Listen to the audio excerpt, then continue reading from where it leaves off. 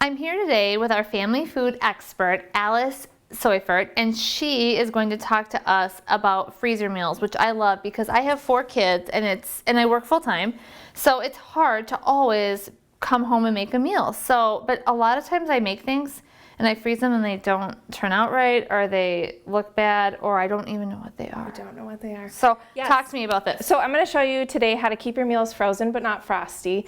The first thing we're going to do, and the first step for everyone at home when you're thinking about freezer meals, is get your freezer organized. Okay. So when you're at home, do an inventory, see what you have, make sure it's labeled. Make sure there's nothing mysterious. So I pulled these out of my freezer at home. Are you being shamed a little bit right now? Because we don't know. I'm just being honest. I want you to know freezing meals is easy, but you have to do it, right? Okay, so I pulled these 2 things out, and what are they? I don't know. I have had that. I often defrost what I think is meat sauce or spaghetti sauce, and it's soup with kale, and my kids are like, I know, I was looking at this and I'm like, I think it might be soup. It could be like gravy with meat bits in it. It might be spaghetti sauce. But we don't I'm know. not sure. Yeah. So I think when you're doing your organization as your first step, you want to throw out anything that you're doubtful about, anything that you just don't know, or defrost it and see and what have it all is, the neighbors over and just be like, come eat. It's mystery meal night at the Olsons. Freezer potluck. Yes. Okay. So that's what I would say is the first step. So what I do at home, I keep like an Excel spreadsheet, or even just like go out to my freezer with a notebook. Excel spreadsheet. Yes. Because I think you're going to talk to me about something that's going to be easier for me than an Excel spreadsheet. So if you're really, really into organizing, go spreadsheet. Yeah. Otherwise, just keep a piece of notebook paper or regular paper on your fridge. If you have an outdoor freezer, keep it inside, whatever. Then you kind of know, like I organize it by category. So what do I have like in meat category? What do I have for veggies? What do I have that are already fully cooked meals? I think it's really important because I am a grocery store shopper, but I'm also a warehouse shopper. And so a lot of times I don't know how much meat I have, and then I will buy it and go to put it away, and I'm like, I actually had this already. So that's... And organizing your freezer or your pantry is basically the first step in really great meal planning for your family, because you can look at your list and say, oh, I have, 4 hamburger patties, or I have, a chicken in there, or whatever you have, and then you can kind of plan your meal around that. So let's talk about these things that are actually very well labeled, and like what freezes well, what doesn't freeze well. Help me kind of navigate this for my family. I think what's great about freezing is you can do it year round. So you can freeze things in the summer. So the first thing I'll show you is I may make blueberry wild rice burgers. That's actually amazing. Can I have one today? No, they're raw. They're frozen. Okay. You love having burgers in the summer, right? Yes. So make a huge batch, make a double batch of whatever your favorite burger recipe is. Don't make the mistake of making all these patties, sticking them in a bag, unless they're wrapped in parchment paper. I love that. So parchment paper, I use it for baking all the time, but I hadn't really thought about the fact that it's basically, you can cut little squares of it and put your burgers in there, which is what I'm seeing right here. Yeah. It's, I think that's really great, because then you can just take out one.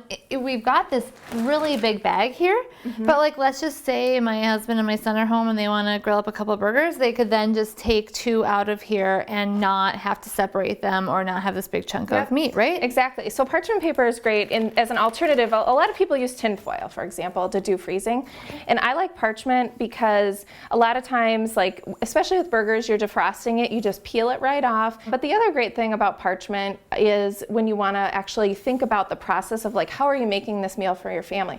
So for me, I'm going to defrost something and then I'm likely going to microwave it. So you can't microwave tin foil. But parchment, and it doesn't peel right off. Exactly. Parchment actually peels off. It makes it really easy. So on the back end of when you're thinking about making this for your family, it's a lot faster of a process. Perfect. Okay, so let's talk about, what is this? What is this? So that is tomato soup. But if you can see, if it didn't have a label, you'd probably go, why is there corn? Or what are the mysterious ingredients? So I always say, so when I make a soup, I lay it flat, I put it on a cookie sheet, and then I put it in my freezer, and it freezes flat. So you see how it's like starting to freeze now. So that's how you can store it so that it's easy in the freezer. You can store like multiple soups.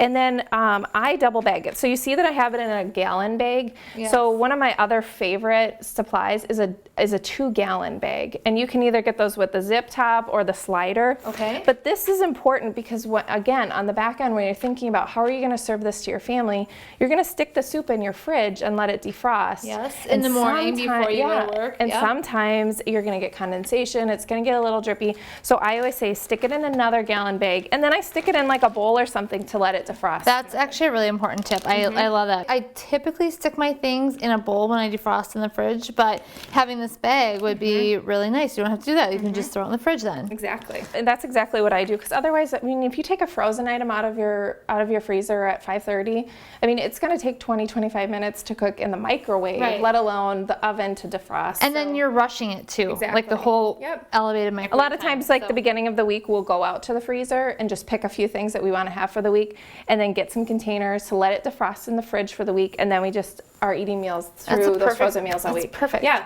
Okay, Let's talk about casseroles and deep dishes like lasagna. Okay. So when you're freezing something like a casserole and you're making it in a big dish, the worst thing you can do is just take that big dish and freeze it.